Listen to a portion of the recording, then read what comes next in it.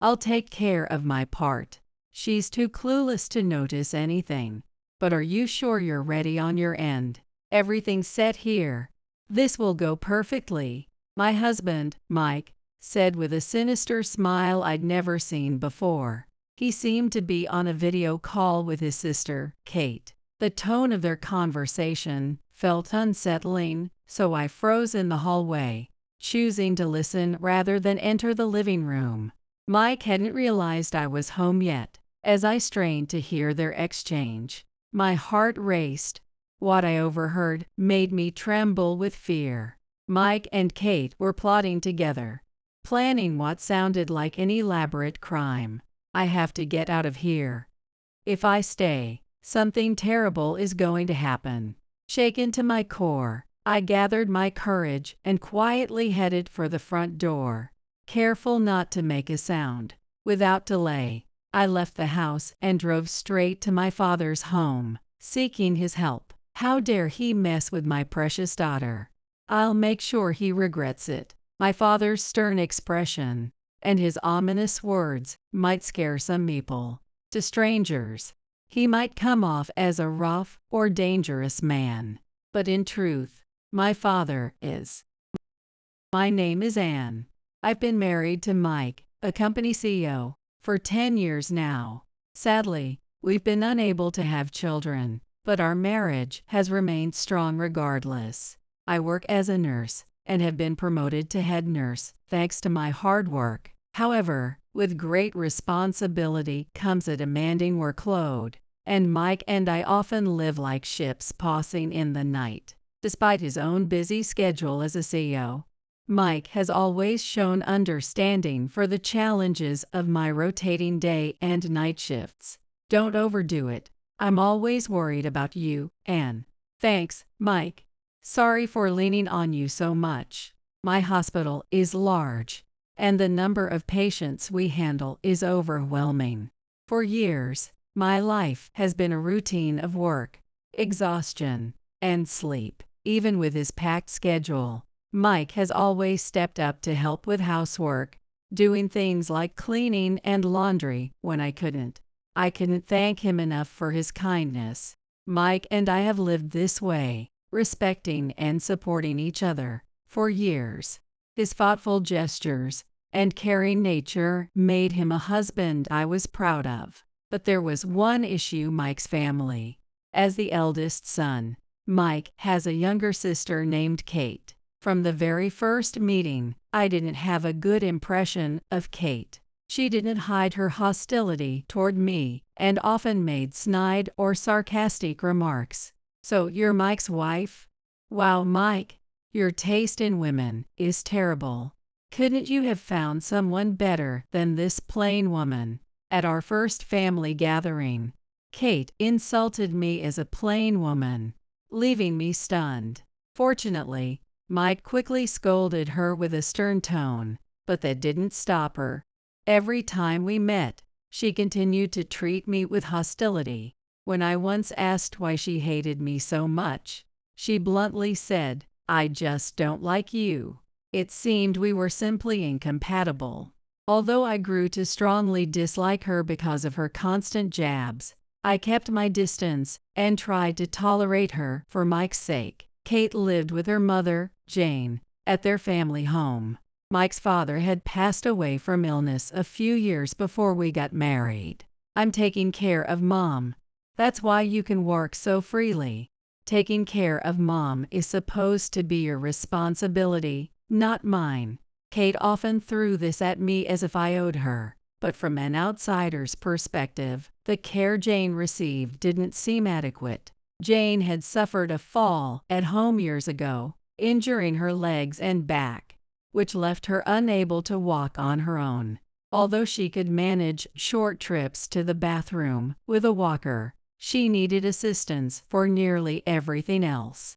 Kate claimed to be taking care of her, but Jane was left in what could only be described as neglect. Jane's room was often filled with stale air, as if it hadn't been ventilated in weeks. She lay bedridden in filthy sheets, surrounded by scattered trash on the floor.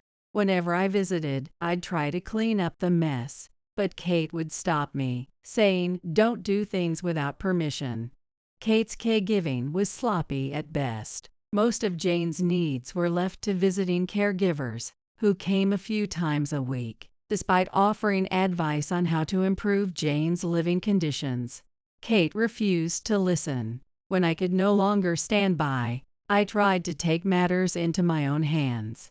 But Kate strongly resisted, making it impossible to help Jane. "Hey, Mike, can't we do something about Jane's care?" I approached Mike, hoping we could address the situation. "Kate's handling Mom's care. If we interfere, it'll only upset her. Let's give it some time." Mike's gentle nature sometimes made him indecisive. Even though he acknowledged my concerns, he didn't want to confront Kate. But as a nurse, I couldn't ignore the neglect Jane endured. I offered advice to Kate multiple times, but it only made her furious. And then, something unbelievable happened. "Kate, we've been getting calls about you." Multiple calls, actually. Do you know why? One day, at work, I was unexpectedly called in by the head nurse. She explained that the hospital had received numerous complaints about me. The claims stemmed from online rumors stating, "A daughter of a dangerous man is working here." My name had been specifically mentioned in the posts, which had alarmed some hospital clients. Head nurse, I have no idea what this is about, but these accusations are completely false. I denied the claims outright, assuring her they were baseless. She accepted my explanation for the time being, but the defamatory posts continued. Soon, whispers and rumors about me spread among my colleagues, and I started hearing hurtful comments. Who could possibly be behind such lies? I realized this situation could affect my job, so I secretly hired a lawyer to uncover the person responsible for the online defamation. It didn't take long to find the culprit. "Why did you post those lies?" I confronted Kate directly. When the lawyer revealed the name of the person behind the posts, my suspicions were confirmed. The detailed content of the posts included information only a family member could know. Thinking back, Kate had only met my father once at our wedding. Despite my father being a government employee and an upstanding man, Kate had repeatedly remarked on his stern appearance, saying, "He looks dangerous." "What are you talking about? Stop accusing me of things I didn't do," Kate said with feigned innocence. "Don't bother pretending. We know you're the one who spread those lies about me online. If you keep it up, I'll have no choice but to report you to the police." "Eck, you're so dramatic. It was just a harmless prank." "Fine, I'll stop." Kate smirked, showing no remorse. While the posts ceased after that confrontation, the damage had already been done. The rumors persisted, and I was still labeled as someone with dangerous family connections. Even though my boss and colleagues understood the truth, explaining the situation to patients was much harder. As a result, I was reassigned to duties that didn't involve direct patient care. Initially, I intended to keep quiet about the ordeal, hoping to restore my reputation at work over time. But with the impact it had on my career, I couldn't stay silent any longer. I decided to tell Mike about Kate's actions. At first, Mike couldn't believe it. "Kate would never do something like that," he said.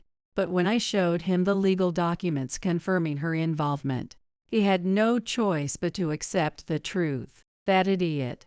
Why would she do this? Mike was furious. He called Kate to his home and confronted her. "Don't you ever pull something like this again," he scolded her harshly. Even Kate, who was always cold toward me, couldn't defy her brother, and reluctantly apologized, saying, "I'm sorry." Seeing Mike stand up for me made me feel incredibly supported. Months passed after the incident, and I was finally able to return to my usual duties at work. "Everything's back to normal now," I thought. Work was going well. Mike remained as caring as ever, and life seemed peaceful again. But then, something strange happened. It all began with Mike's puzzling behavior. "And don't you think it's time to get rid of this shelf?" Mike suddenly said to me. He pointed to a shelf I'd been using since my single days. It wasn't expensive, and although it had scratches here and there, it was still functional. I couldn't understand why Mike brought it up so abruptly. "Why are you saying this out of the blue?" "Sure, it's old, but it still works fine. We've been in this apartment for a long time. It's getting a bit monotonous. I want to redecorate. Come on, let me buy you a new one." "All right, if you insist. You're acting strange, though." With that, Mike began gradually getting rid of my furniture. Not just the shelf, but also my dresser and desk. He claimed they were too old, and carted them away. Each time I objected, saying they're still usable, he would smile and reply, "I'll get you new ones." I wondered if he had suddenly gotten into feng shui or something. Since none of these items were particularly important to me, I decided to let him have his way. One day, after a night shift, I came home early in the morning and heard Mike's voice coming from the living room. He usually slept in late, so I was surprised to hear him up so early. I stopped in the hallway while he remained in the living room. Just as I was about to open the door, I froze. "And still at work? I'll handle things on my end." "Okay, then I'll leave tonight's matter to you, Kate." Mike spoke with a sinister smile I had never seen before. It sounded like he was on a video call with Kate. The tone of their conversation was unsettling, so I stayed quiet and listened from the hallway. "Do you think she'll notice?" "No way. She's too oblivious to figure it out. How about you? Are you ready?" "I'm all set. This will go perfectly." They started enthusiastically discussing a criminal plan. I shivered as I continued to eavesdrop. Mike and Kate were conspiring to carry out an elaborate crime. I need to get out.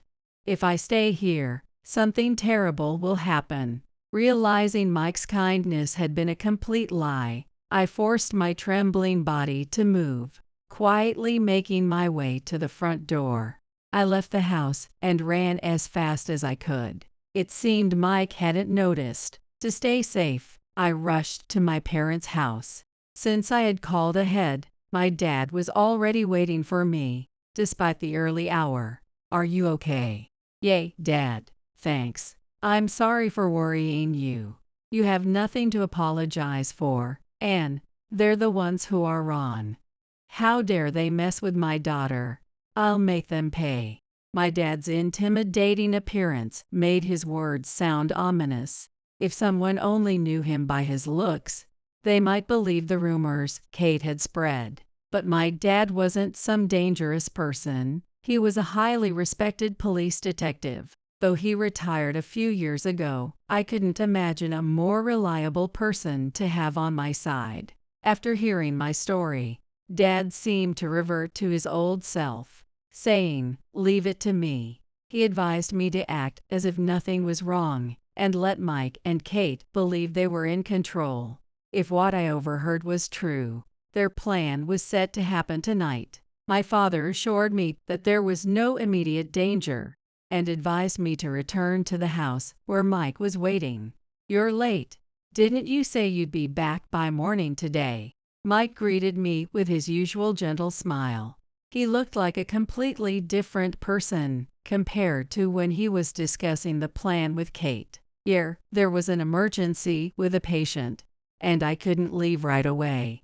"I see. That must have been tough. Did you even get any sleep?" "I took a nap at the hospital. I'll be fine, thank you." From every angle, he seemed like a caring husband worried about his wife's well-being. If I hadn't overheard that horrifying plan by chance, I would never have believed this man was capable of such a scheme. I tried to keep my thoughts hidden, maintaining the appearance of a clueless wife. "You're off work tonight, right?" "Yes, I am." "Why do you keep asking that?" Oh right. I guess I've just been forgetful lately. Sorry about that. That day, Mike seemed restless. He kept asking over and over whether I would be home that night. He had taken the day off from work and stayed home, supposedly relaxing, but his eyes were constantly on me. It felt more like he was monitoring me. When night came, we moved to the bedroom to sleep. However, Mike repeatedly got out of bed, glaring at his smartphone with irritation. I pretended to sleep while observing his behavior. He seemed anxious, checking the clock frequently, and muttering under his breath, "What's taking so long?" Thinking I was asleep. He tried calling someone multiple times, growing increasingly frustrated when the calls wouldn't connect. It was clear that something had gone wrong with their plan. Mike had no idea I knew about the plan, and he cursed at the unresponsive phone. Then, suddenly, the doorbell rang loudly, despite it being the middle of the night. What now? At first, Mike ignored the doorbell, assuming it was a prank, but as it rang persistently, he had no choice but to respond.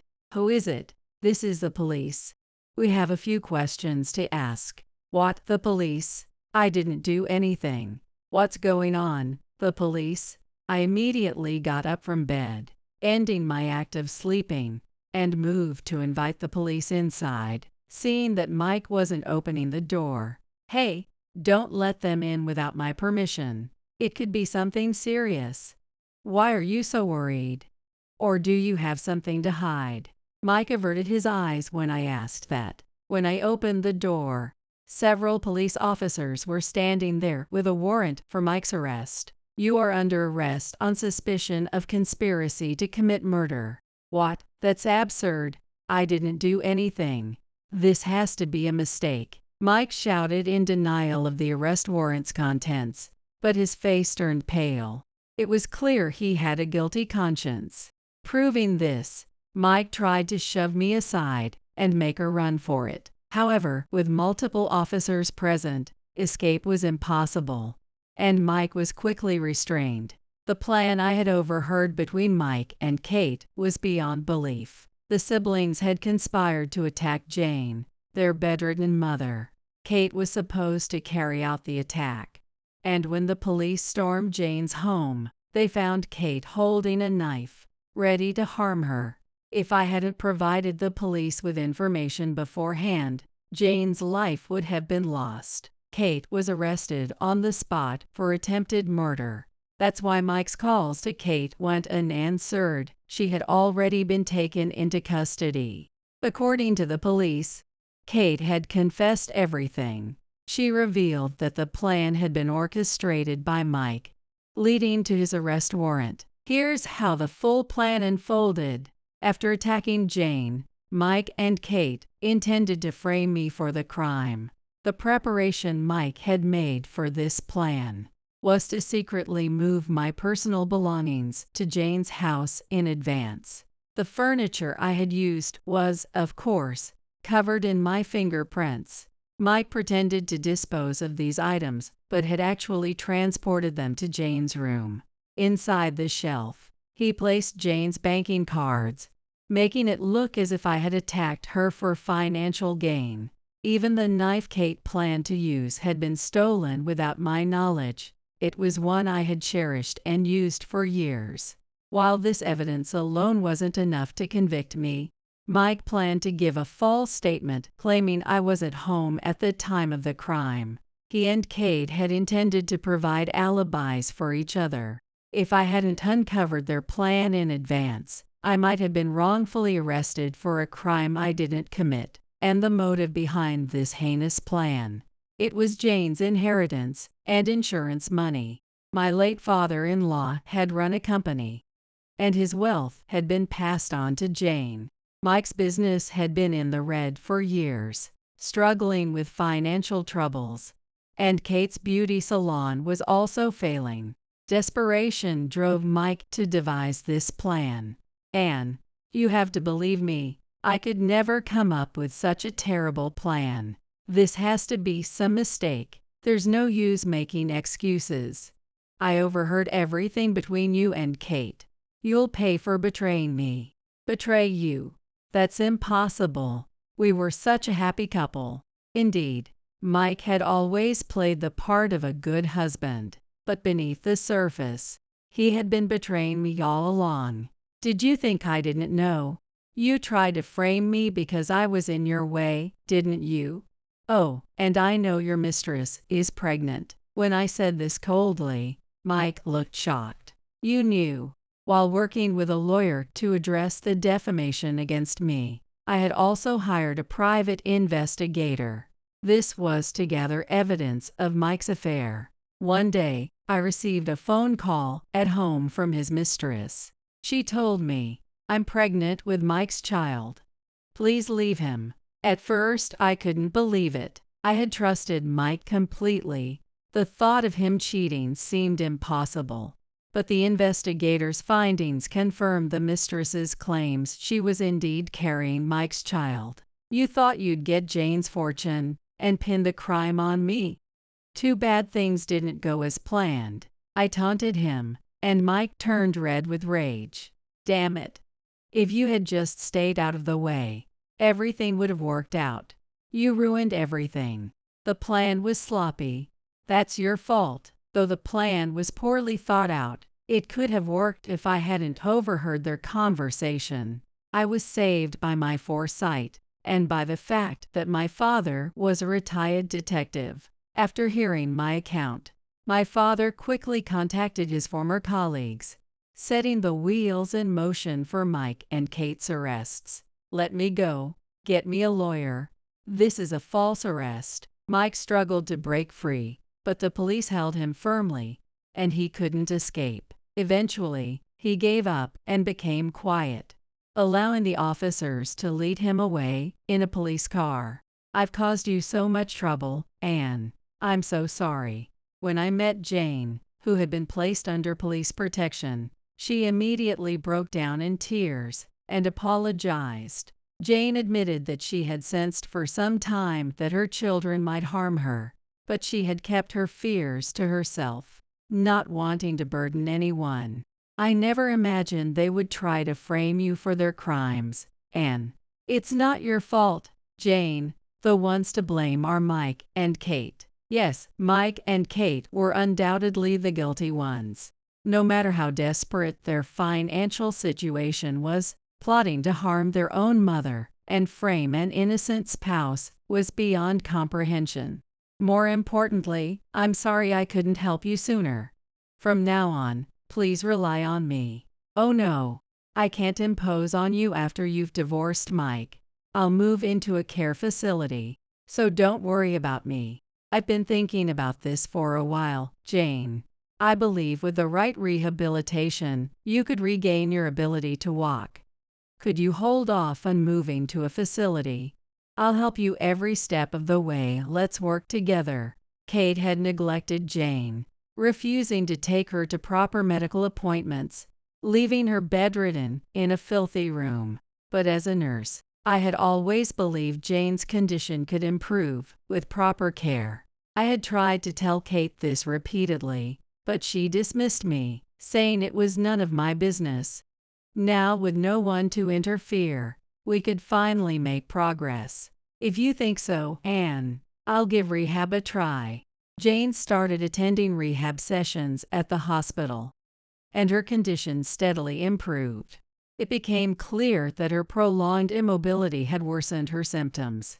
A year passed. And why don't we take a trip together? Looking through a travel magazine, Jane smiled as she made the suggestion. That sounds great.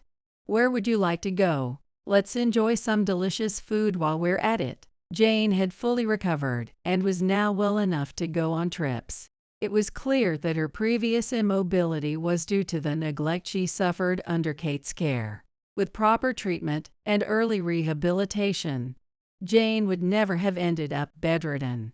After selling the family home, Jane moved into an assisted living apartment, where she now lived independently. With her health and spirit restored, she seemed to be thoroughly enjoying her newfound freedom. I used to spend all my time staring at that filthy ceiling in that house. I can't believe I've recovered so much. It's all thanks to you, and, truly, thank you. Jane always expresses her gratitude to me in this way.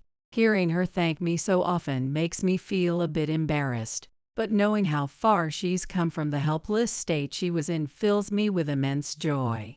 Jane was always cheerful and energetic these days. If I hadn't uncovered Mike and Kate's plan, I would never have seen her like this. As for Mike's mistress, she once showed up at Jane's door, carrying a baby, claiming, "I've given you a grandchild, so give me money." Jane, however, coldly turned her away. It had already been determined that the child wasn't Mike's but another man's.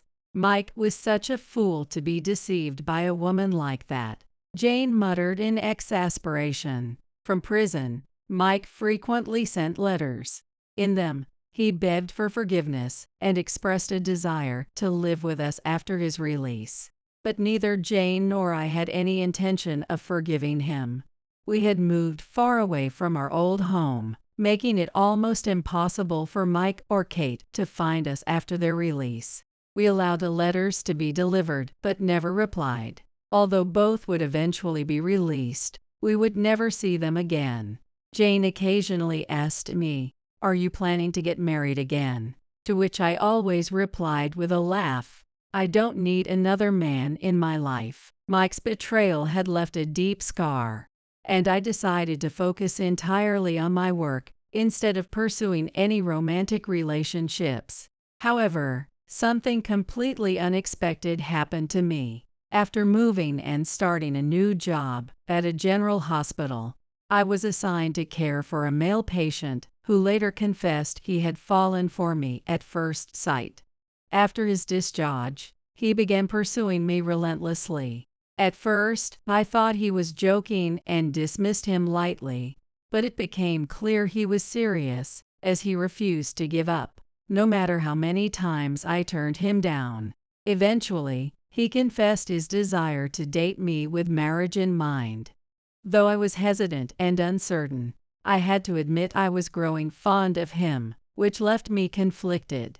After failing once, I don't think I could ever remarry. In my uncertainty, I turned to someone for advice. "You've been through so much because of Mike. I'm so sorry for what happened. But from what you've told me, he seems passionate and genuine. Why not give it a chance?" Jane's encouragement gave me the courage to consider the possibility of a relationship. I shared my past with him, my divorce, Mike's betrayal, and the pain it caused. He listened without hesitation and assured me that he was serious about building a life with me. And so I began dating him. He was the complete opposite of Mike, honest and sincere, with no hidden agenda. After introducing him to Jane at a family gathering, everyone, including Jane, agreed that he was the right person for me. Eventually, we held our wedding ceremony. Jane attended, and it was as if she were celebrating the marriage of her own daughter. She cried tears of joy throughout the day. Later, my husband and I welcomed a baby girl into our lives. Her birth brought immense happiness to everyone, my parents, his family, and Jane. The trauma of nearly being caught in a criminal conspiracy lingered for years, but I knew that my husband and daughter would help me heal and move forward.